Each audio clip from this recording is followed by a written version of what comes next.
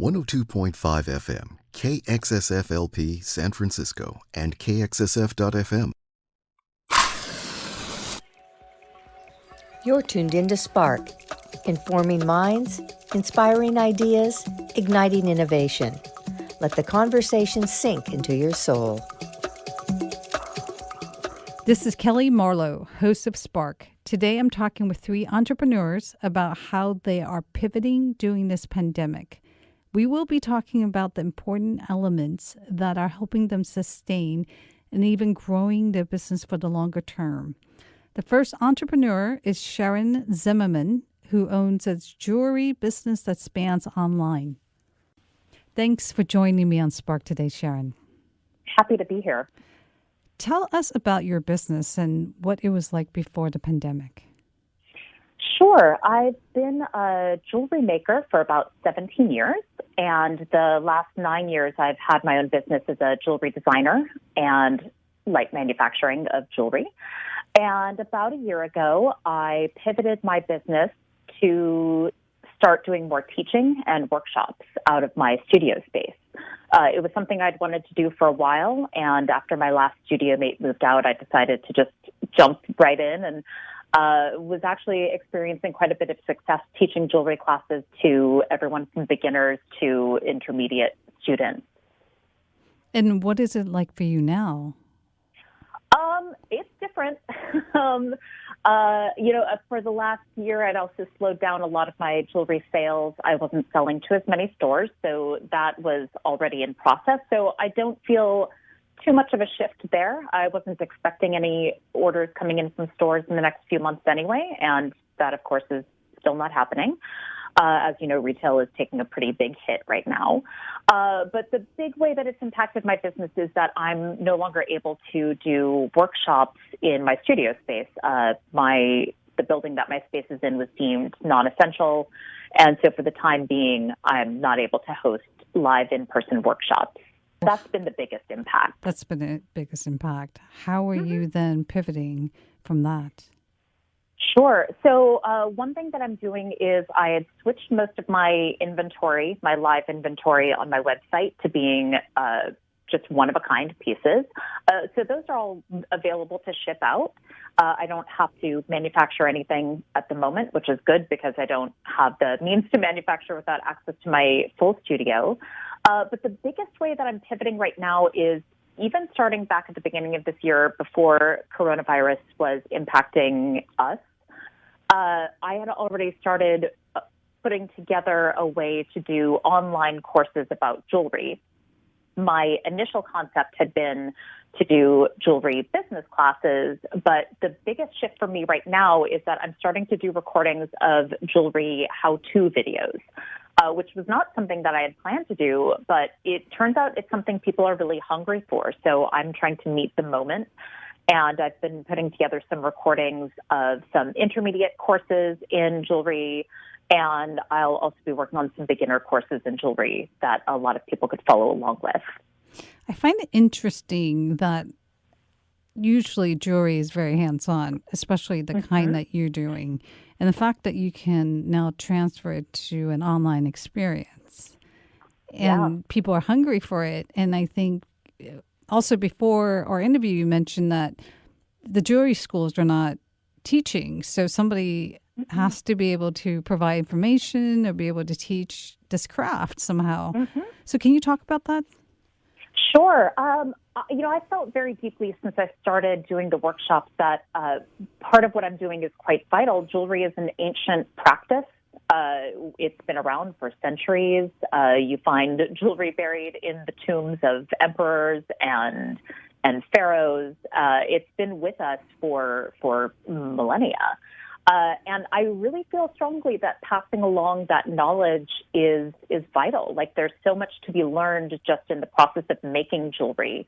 It was how I rekindled an interest in things like math and science was by applying it to jewelry making. And I feel very strongly that it's important to keep passing along that knowledge, passing along that instruction for the next generation of jewelry designers and people who just have an interest in craft in general. And one of the things I've really been noticing in this moment is that people are hungry for crafts.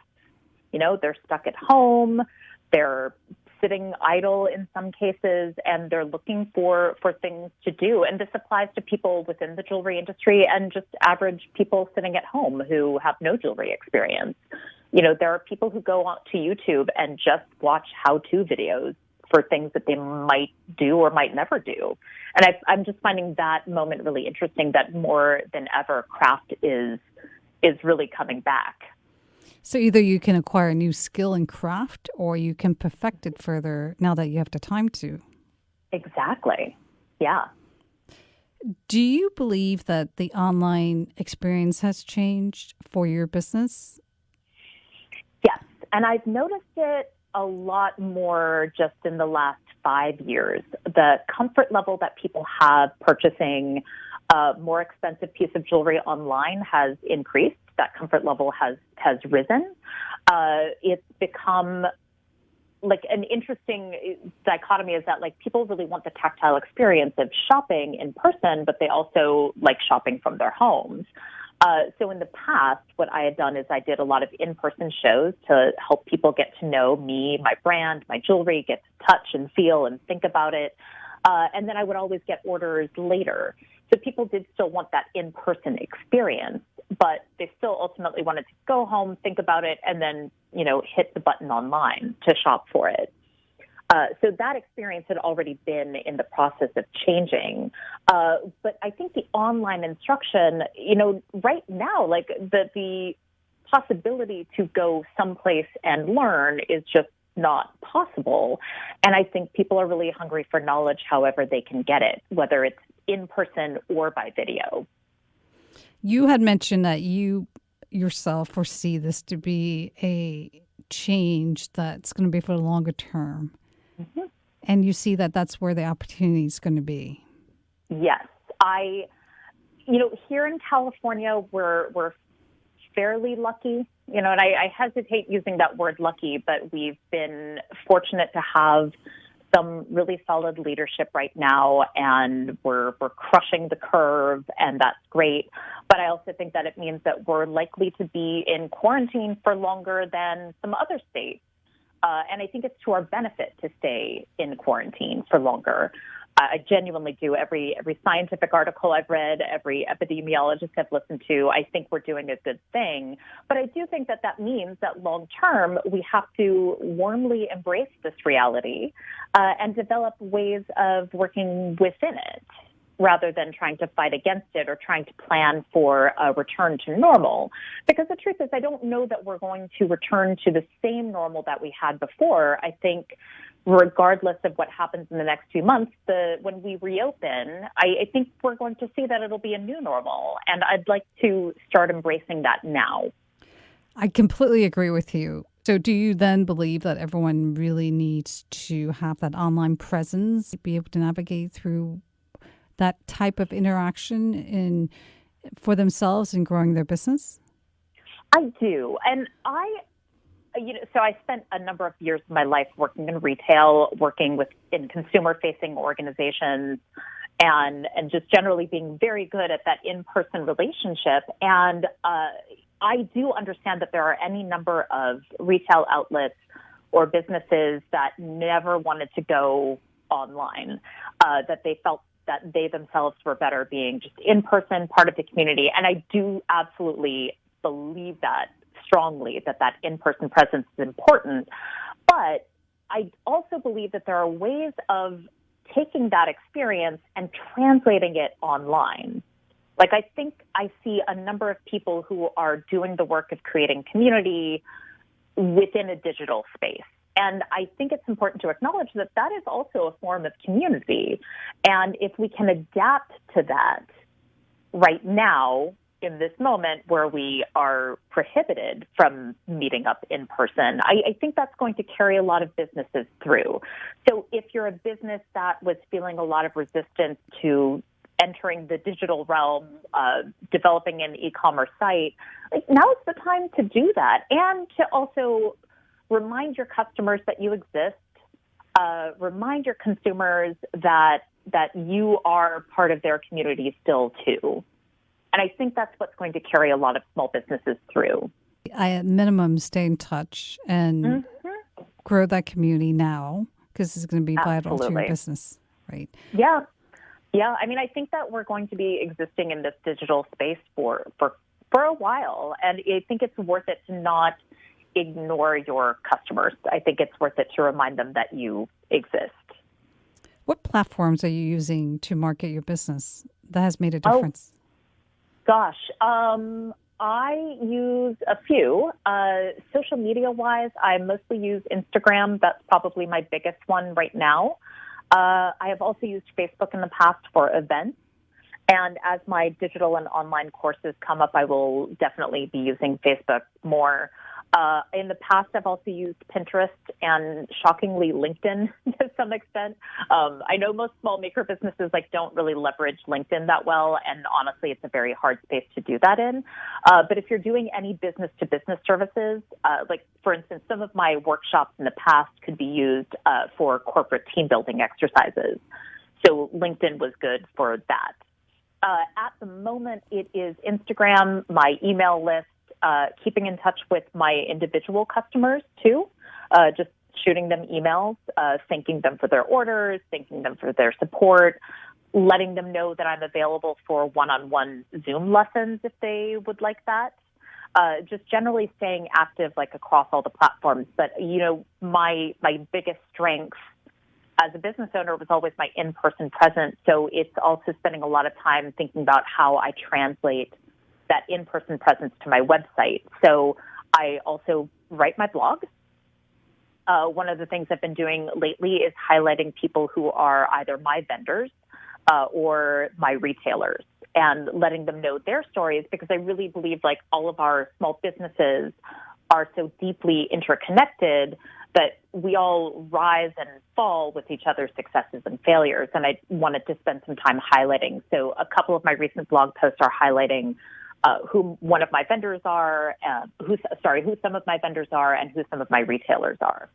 Well, I love how you're able to take your business and then put it in multiple settings. Like, for example, even the corporate audience. I think most people wouldn't think of teaching jewelry class to a corporate team, right, in their particular setting. But the fact that you can do that, you can transfer that to different contexts. It doesn't have to be just people who are focused on learning how to make jewelry. Yeah, definitely. And I think that, I think really because of this digital age that we've been in for quite some time, really, the last couple of decades, people are even hungrier than ever to put their hands on tools and projects. It sounds like they can really do this now through your videos, and you'll be teaching from beginners to advanced audience? Yes. I've had to teach myself video editing on top of a number of other things, but that is definitely the life of a scrappy small business owner. We're always learning new things. But those will be available, I would say, within the next month. I love the fact that you're going to be teaching a program on Instagram, correct, today? So what today is once a week. Pretty much since quarantine started, I've been just hosting a live Instagram, and I call it Tool Talk. And it is literally me taking questions and giving answers about my favorite jewelry tools, my preferred jewelry tools, what I think is a must-have, what I think is a nice-to-have, and also just showing people what some unusual tools are that they might not be aware of. But mostly it's me taking questions from the audience. And it's been super fun. It's been a great bonding experience for people I know in the jewelry community, and even made me new friends within the jewelry community online. And it's just been really gratifying to use that as a way of maybe more lightly teaching, but also learning. I mean, some people have typed up in the comments with a tool or a brand or something that I wasn't aware of. And it's been a great way for me to learn about new tools as well. It sounds like it's a great way to connect and have that sense of community together as well. Yeah, absolutely. And then the other Instagram Live I've been doing is Fridays at 1:30. with my friend Brittany from Gem Steady, who's another Bay Area-based jewelry designer, and we've called it Insider Trading. And it is us taking questions and giving answers about where we think the future of the jewelry industry is going to lead us, and just where we are now, what people can be doing for their businesses now, and just making it another community-based question and answer. So, based on your experience, it sounds like you need to be flexible, creative, and really focus on communicating. Is there anything else that's really important at this time? Those would be it. Flexibility, I think, as a small business owner is always important. Thinking outside the box as a small business owner is always important. I would say right now, leaning on your community, developing that community is really important. Where I'm seeing some people struggle is people who haven't spent the time to get to know people within their community. They're struggling a little bit more. But a lot of us are leaning on each other for information. Within my community, we've been sharing all of the information about the EIDL and the SBA loans and the PPP. I mean, those emails started from almost day one. And my whole community has been great about piping up with like new information, new grants, new stuff. And it's just felt like I am deeply, deeply supported by the people in my community. Well, it sounds like you still have the opportunity to grow your community besides connecting deeper, right? And then it sounds like you're also growing your business during this time through all these platforms that you're working on. Yeah, I'm definitely putting in the work. I mean, I think that would be the other measure of a small business owner, like how much work are you willing to put in? There's the old joke about entrepreneurship that you'd rather work 80 hours a week for yourself than 40 hours a week for someone else. And I think that has never been more true than now. Yes. Well, I appreciate you sharing your story. Thank you for joining me on Spark today. Well, thank you so much for having me. I really enjoyed it. We're going to take a quick break and thank our underwriters. Be back with our next guest, Emily Jenks, our second entrepreneur, who will be sharing her pivoting experience. Support for KXSF comes from Lady Falcon Coffee Club, an iconoclastic, only in San Francisco coffee roastery. Born and blended by the beach in the outer sunset and female-owned and operated, look for Lady Falcon Coffee Club beans at Byright, Williams-Sonoma, Gus's, Rainbow Grocery, Good Eggs, and other fine food vendors, or at their vintage mobile coffee truck about town. Learn more by visiting their website at ladyfalconcoffeeclub.com. Thanks for supporting San Francisco Community Radio.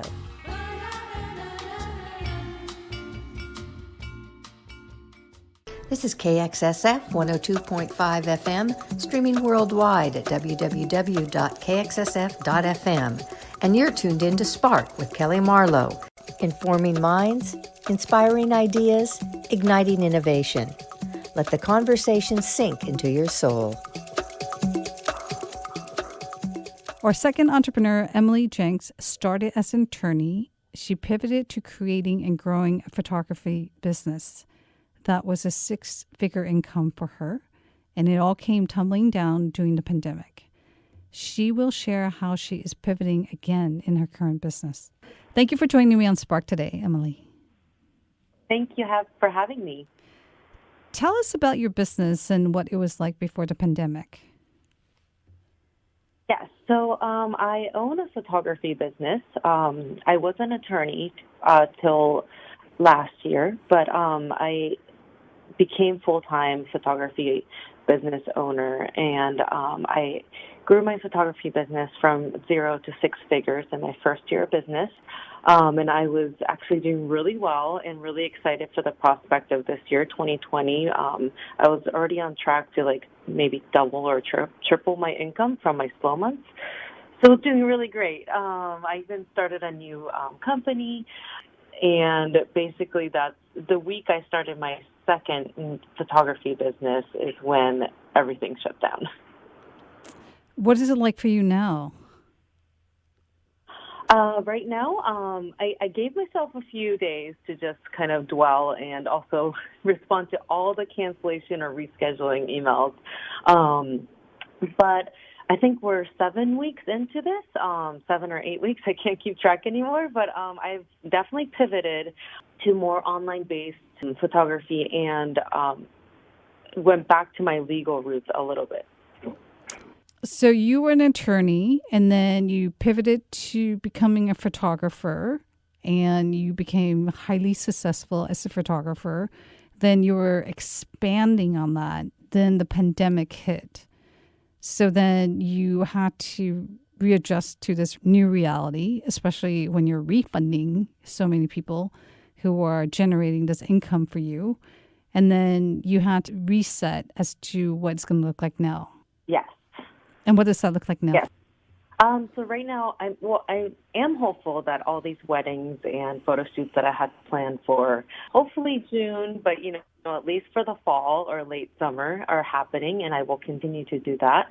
But I do have, because of this, I had the opportunity to expand on more of a business and marketing education for photographers, and hopefully eventually all creatives. That I had in the back burner. I had a website and I had a few blog posts, but now I'm able to just go full on with it. And I now have a boot camp for photographers, especially beginning photographers, to just show them exactly what I did in my first year of business to be able to help them grow like I did. So it sounds like you grew rapidly within your first year, and now you're going to teach other people how to do the same and reach that six-figure income level. When this pandemic's over, they could also do the same as you have been able to accomplish. Yes. And now is also a good time for other photographers to do this, like implement all the strategies right now, because there's time. These are things that take time.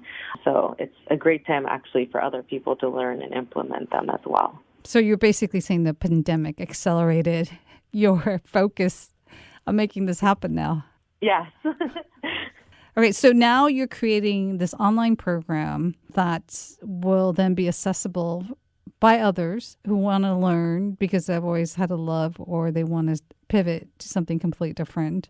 And they can, now that they have the time to do it, this is the best time for them to learn and come up to speed and also learn the business side of how to not just take pictures, but actually make money at it.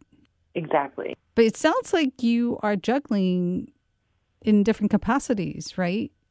Yeah. So since this happened, I am able to take on a few legal clients as well.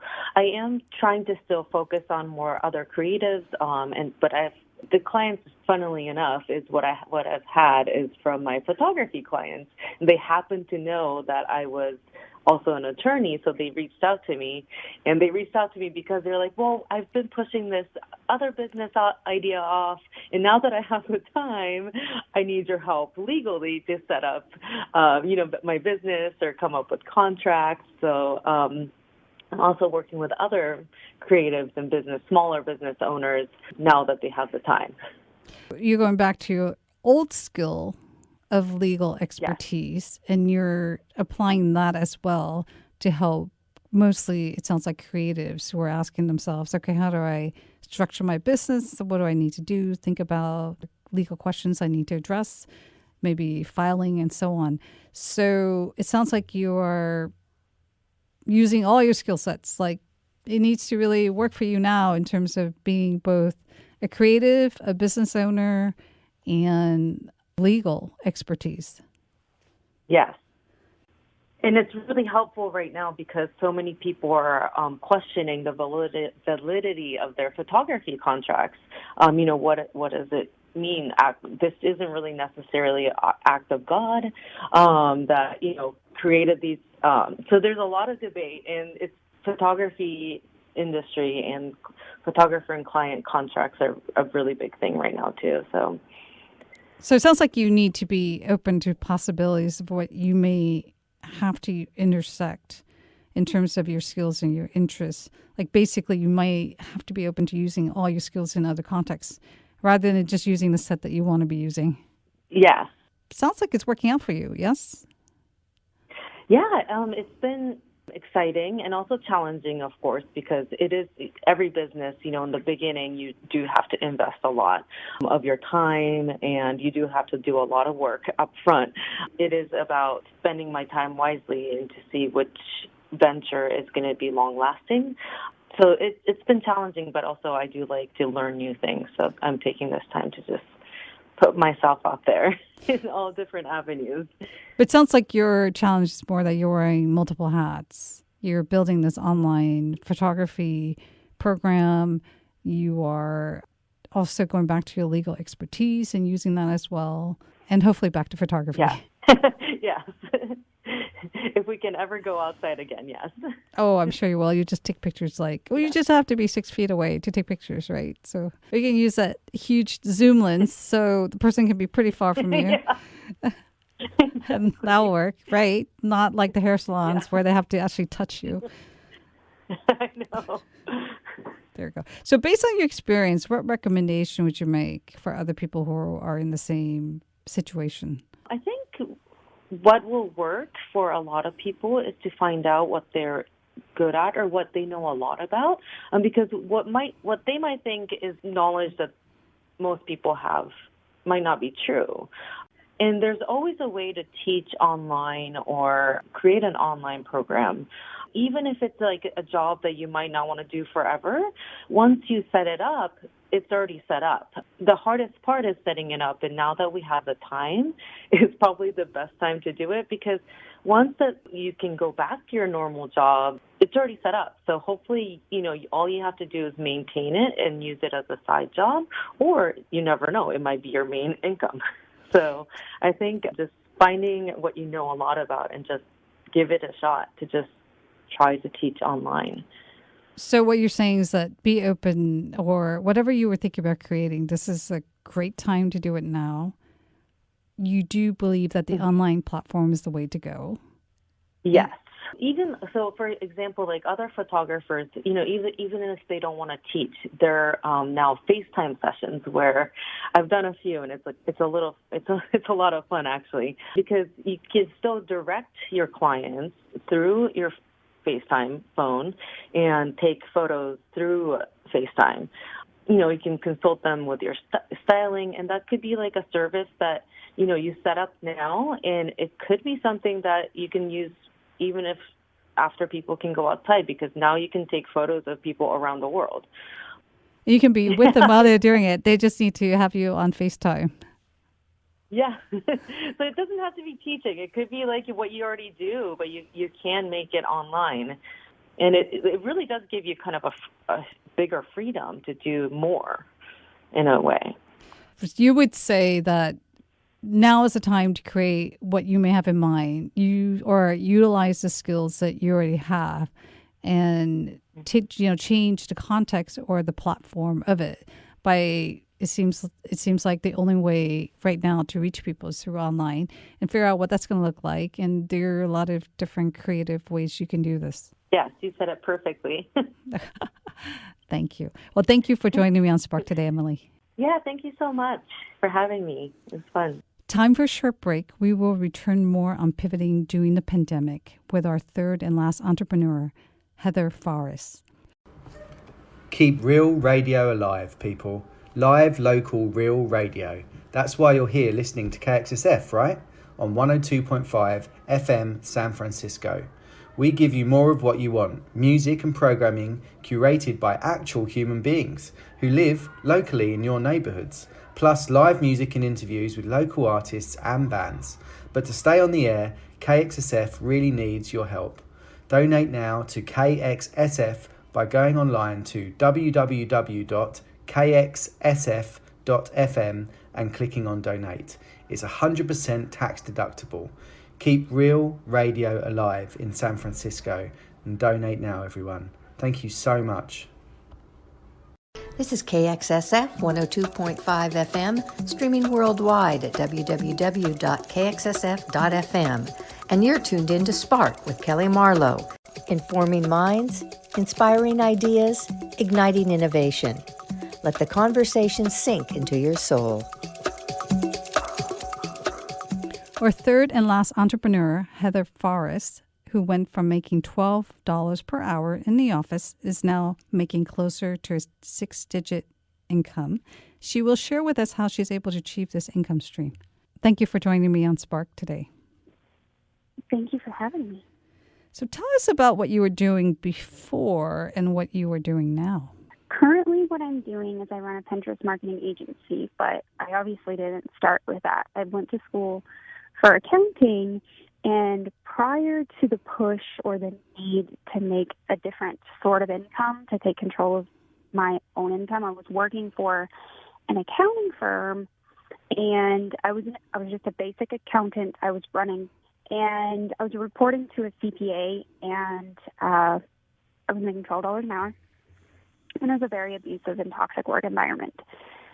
So that all sort of led me to where I'm at now, which is running a Pinterest marketing agency. So it didn't start that way, though. I started out just blogging. I found that on Pinterest that you could make money from blogging. And I was like, oh, I could do that. Like on weekends and at nighttime, I could figure out some time to put into that and maybe make an income. Well, there was a situation that happened at work where I was verbally abused, and I didn't feel comfortable working there anymore, and it was go time. It was now or never. So I quit my job and started working for myself, offering Pinterest services to other bloggers, because in that short time where I had started my blog and when the abuse happened, it was about 8 months in that time frame. And I had seen really good growth from Pinterest on my mom blog. I just wasn't making enough money from it just yet to quit. So that's kind of where it led me to offering Pinterest services for bloggers. So did you self-teach how to use Pinterest? I did. So for the most part, I learned all on my own. I had read some blog posts and watched YouTube videos online, and then I had met someone who was fairly new in blogging. She was maybe about a year ahead of where I was at that point, and she wanted me to actually do it for her, which is how I got started. And she taught me, she basically in like a 15-minute Zoom call, taught me what she was doing for her blog. So I took what I already knew from using the platform for so many years as a consumer, and then what I had learned up to that point blogging with what she taught me in that 15-minute Zoom call, and pushed it even further. So yeah, pretty well self-taught for the most part. So it sounds like you started off using it for fun, personal interests. Then you thought, hey, it looks like I could make money off of something I'm already doing for fun. And then you taught yourself how to use it, and this opportunity came along and sped it up and got you going. It did. Yeah, that's exactly it. Okay. So it sounds like acquiring digital skills that you don't have may be the way to go now. Yeah. I mean, there's so many people out there that they don't realize what they already have in their tool belt, and that was kind of where I was at. Like I had used Pinterest since its conception. When this all happened, Pinterest was about 6 years old, and I had used it almost every day for personal use. So just learning how to use the platform as a consumer really propelled me forward in my business. I also see on your website that you position yourself as a virtual assistant, which I also think is brilliant, because there is a need for people who can help online or digitally or virtually. Can you talk a little bit about this? Yeah, so virtual assistant work is booming. Basically, you offer a service. Like I said, my skill set lended to social media. Growing up with social media really helped push me into that direction. But virtual assistant work is really blowing up in that you can take whatever skills you have now, even if you're in a corporate career, and offer those services digitally to people online, whether it's a service-based business or you're coaching other people in a specific area.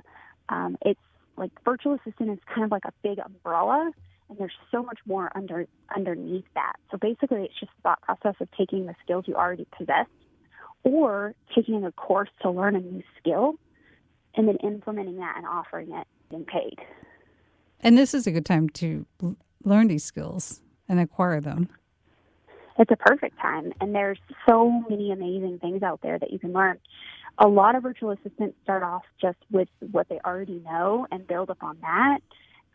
But like I said, there's so many courses out there and platforms where you can learn. You can even just go to Google and learn. I would suggest if I had to make a suggestion for anyone wanting to get into virtual assistant, it would to take like a skill assessment, almost like what you did in high school when you were thinking about applying for colleges and jobs.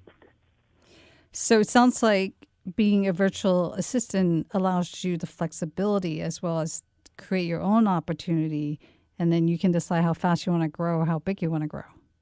Absolutely. And there's different options for VAs out there.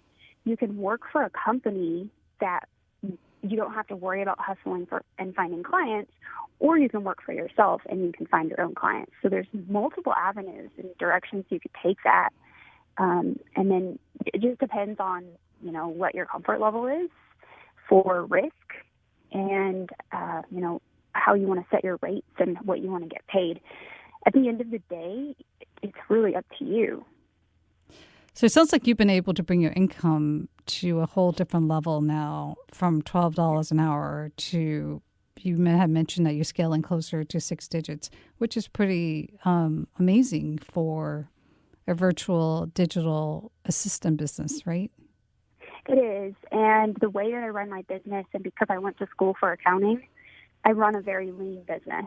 So I don't have any excess tools or, things, bottom overhead, I should say. I don't have any excess overhead in my business that's not absolutely essential. So I have one team member, and then we have about 5 to 6 tools that I pay for every month to help us streamline and run our business. But aside from that, I run a very lean, tight ship. Past skills always come into play, right? In your case, accounting helps you to make sure that you're growing and you're staying profitable. Yeah, absolutely. You told me this story about traveling in an RV and working on an RV. Can you tell us a little bit about that? Yeah. So this whole concept came from when my husband it was actually the day that I quit my job, my corporate job. I came home to tell him that I had quit my job, and I had not ran this past him at all. And he came home and told me that he got deployment orders. Our whole world turned completely upside down in a matter of 8 hours. So we went through this whole really weird, rough season of us being apart and him being deployed, me being a stay-at-home, working-at-home mom at this point, and we just realized our priorities weren't different. They had changed, and we realized what was really important was family time. So with that, we started kind of researching what that would look like for us if I were to take a different job, if he were to go guard in the military, like what all of our options would be. And then we ran across this YouTube video of a family that was traveling full-time, working from their RV around the United States.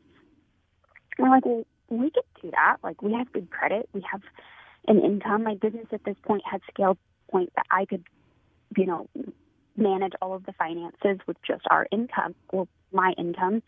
So we did it. We sold 90% of our belongings.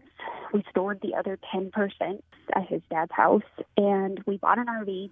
We sold the house. We paid off all the debt that we had, minus my student loans, which never seemed to go away. And we hit the road. He just started doing all of the maintenance and stuff on the RV. I worked and brought on clients and paid for all of our expenses, and then he just drove us around the United States for, I think it was close to 9 months. We traveled consistently, and we were in the RV until March of this year when quarantine happened. We just happened to be closing on a house the same day that we went into quarantine. Wow. So you were doing your digital marketing in this RV while it was going from state to state. Yeah. I would work kind of fringe hours because I have the flexibility to work whenever I want. I'm an independent contractor for all of my clients. I would work at night or early in the morning, and we would use the daytime to explore. So you could do both. You could actually travel and do digital marketing at the same time. Yeah. Absolutely. Now is once you're out of quarantine, you can do that. It's totally feasible, and there are so many different options for RVs out there. So what would be your recommendation for someone who's at this time trying to figure out what to do next and trying to find an opportunity that's going to generate income, that's going to provide flexibility and also the opportunity to grow? I would, first of all, evaluate my skills and what I'm good at. Once I know what my strengths are and what skills I can turn into a job, then I would honestly just go online and start researching virtual assisting. Just type in virtual assisting on Google and look at the opportunities out there. Look at the different learning materials that are out there that are so affordable. And then what I would do, and I've suggested this to a number of people over the last few months, is go onto Facebook and in the search bar, just type in virtual assistant. And there's going to be hundreds of Facebook groups that come up. And there are not only business owners in these groups, but other virtual assistants that you can learn from. And there's job opportunities in there. And all you have to do within the group is use the group's search bar and then search for your skill and see what comes up. There's just so many opportunities out there, and people just don't know how to find them. And that's where I would start, because so many people use Facebook every single day, and Google is a great place to start. So I started my business completely off of Pinterest and learning how to use Pinterest. I mean, you can search on Pinterest for that kind of thing, but most business owners aren't putting job opportunities on there. They're putting them on Facebook. So that's kind of where I would start. This is great advice. Thank you so much for sharing. Thank you for letting me share. Well, thank you for joining me on Spark today. Thank you so much, Kellee. I really appreciate your time.